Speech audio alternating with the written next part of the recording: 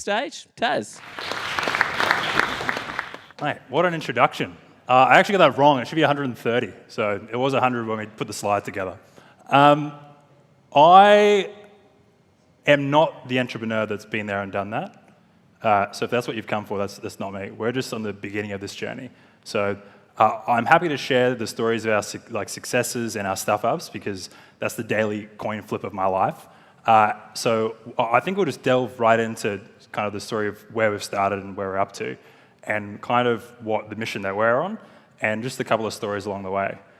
So we started in 2012, so 5 years old. And just through this presentation, I thought it'd be good to chat about kind of what is Tanda, what we're doing, who I am, what workforce success is, and how we've got to the position we're in without raising capital. So Tanda is a workforce success platform. We define workforce success as being incredibly successful in a shift-in-alley industry and being able to basically sell more. So whatever it is that you're doing, we should reduce your administration, your bureaucracy, and increase your engagement at work to be able to get really deep and passionate about the work you do to do more. My story started in the Daintree rainforest, and it's quite confusing for people when they say, you grew up without electricity in the middle of the Daintree rainforest. Who's been to the Daintree? I'll just put some hands up. So who's got in a car and drove 20 hours to nowhere and then stopped and said, oh, I'm nowhere now? That's also where I came from. So the Daintree rainforest is the complete antithesis to technology. So it is confusing for people, but I can delve into some stories for it. But it's what I learned about how technology can help people's lives and improve their lives. And that's kind of what I'm so passionate about. So I grew up in the Daintree, moved to Brisbane, went to QUT, where I met 3 other founders. And together, we ran the student association at QUT.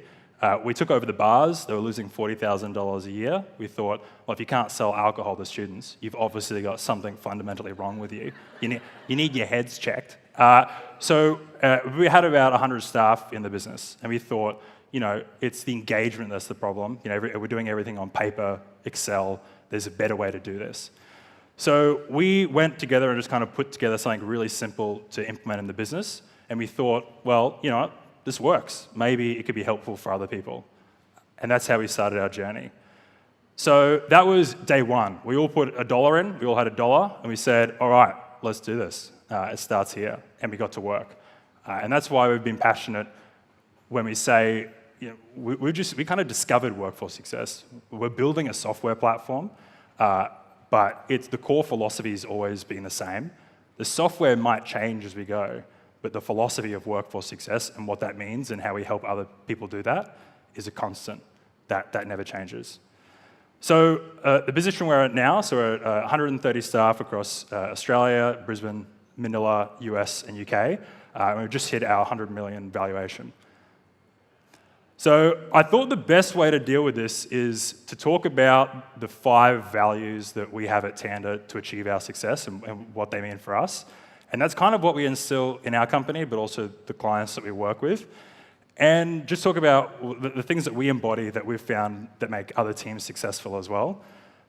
And we thought, like there's, Greek mythology is that there's 5 elements that make up the universe. There's kind of 5 elements that we think make up team success. Also, 5 is just a nice number. It's just mathematically pleasing. So first is get it done. So the best way I can describe this one is I had a beer bet with a friend at work, and they said, we were listening to some other story about they swam the English Channel, and I said, I'm sure if you applied yourself, you could do that. And he said, no, that's a hard thing to do. I said, I bet you I can run an Ironman with no training. And he's like, no, I don't believe you. I said, I'll get it done. And I did after throwing up 7 times and taking 18 hours. So get it done is really about scarcity and urgency. At a primitive level, we're just our brains are wired to create innovation out of necessity. So it's kind of called the monument theory, which is really, at the base of it, not very monumental. It's that the shorter you stay somewhere, the more monuments you're likely to see. If you live in Brisbane and you've grown up in Brisbane, you haven't seen any monuments. If you're visiting Brisbane, because you know you're time-bound, you visit all the monuments. So at work, we like to live scarce and urgent, which means there's always urgency and there's always scarcity. We don't have everything to achieve everything we can. There's only the attitude of just get it done. Like whatever it is, get in, pitch it, and make it happen.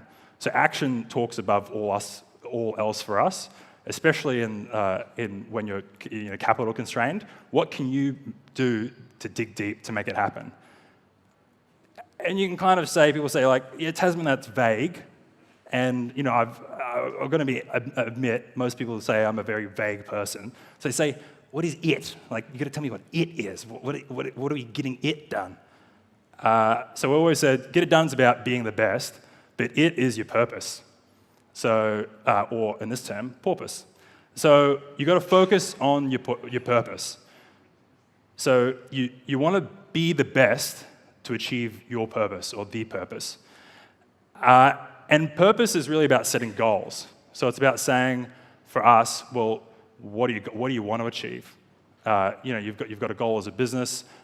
Our goals is we want to hit $1 billion valuation. I want to learn how to sail.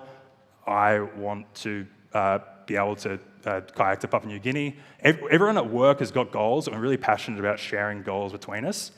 And if we don't share our goals, we can't hold each other to account. When I came back from the States, I realized that everyone's so good at that. Everyone just shares their goals.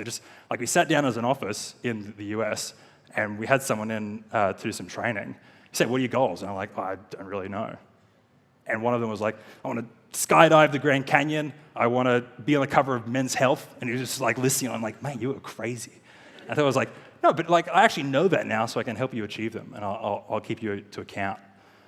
So I think it's incredibly important what purpose is, because it also gives you meaning at work as well.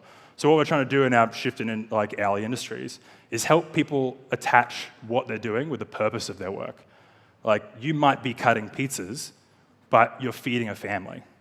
So you're getting it done might be the fuel, but you're driving somewhere, and that's your purpose. So you've got to be the best at what you do to achieve your purpose. And then another question says, Tasmin, that's still so vague. What is the purpose? Like, what's our purpose? And I said, that's easy. Talk to customers. Talk to the people that we're trying to help.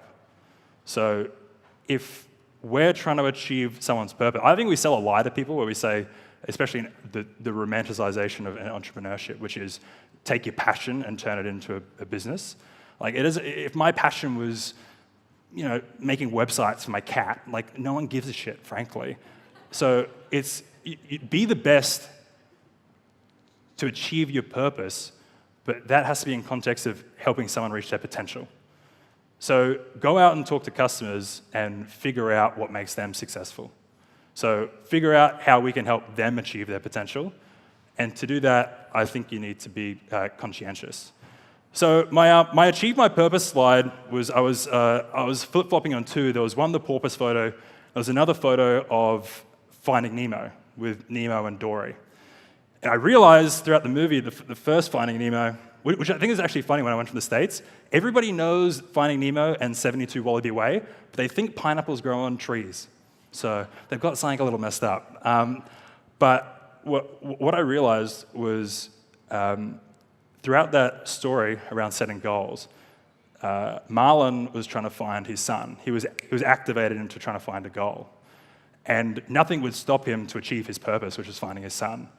But the real story of that comes out in the second Finding Nemo, which is the whole story of Marlon trying to find his son was actually Dory trying to find her family. And Dory didn't know that. So the point of talking to customers is about helping other people achieve their potential. So you can be focusing on your purpose, but we should help people achieve their potential, which is talk to customers. And hire the best. So that doesn't mean you go out and find the best person who can achieve like currently. Best for us and how we've grown is finding potential and who can reach their potential. So Simba, I thought, was a good example of that. I love Lion King, where he isn't the best. He's not the king yet. he can't wait to be the king, is stuck in my head, but he's not the king yet. So the story is really around find the people who have the potential and the drive to be there, who can go to the dark side, and then come back and defeat. What's the bad lion? Scar, yeah. So Simba can come back and defeat Scar. And the fifth most highest quality is deals. So on the previous four for us, it has been be the best at what you do to achieve your purpose of helping other people find their potential. And in terms of finding the team, and then inspire others to do the same. And for us, if you can do those four things, maybe, if you can do those four things and you've been able to successfully apply it to the market, someone will give you money for it. If you're lucky. You're not entitled to this. I think it's a big thing at the office we're really big about. Like, we're trying to build, the only reason we sell software is to build the best workforce platform in the world. Like, we want to make people incredibly successful at work. But we're not entitled to people's business. So we have a heavy respect for the people we work with because we think entrepreneurship is selling. And when you're able to close a deal or have the privilege of working with a customer to help them achieve their potential, then you've achieved something really, really special.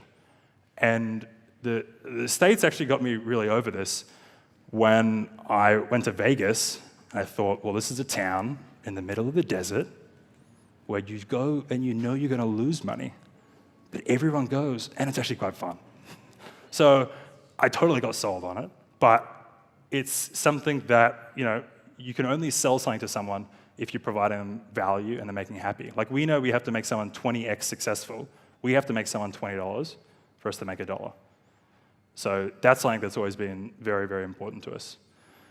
So I thought that the deal I'd leave you with is if you add me on LinkedIn and send me a message, I will answer anything you send me. So I feel as though every kind of presentation or something has to end with a deal, because that's, I guess, the core philosophy of what we do. So I thought I'd throw that out there for you. So I guess over the 5 years, we've tried to hold true to those the elements of success as we've seen it as much as possible.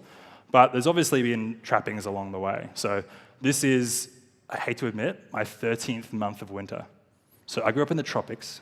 There's no snow. There's no cold. You're always just hot. And I've been in winter for 13 months. So that's probably one of the biggest screw-ups on my part, because I'm willingly still doing it. But we're really excited about this journey. Really excited about the partners we get to work with. We're privileged for the clients we have. And our next goal is just 10xing our revenue and getting to this billion stage.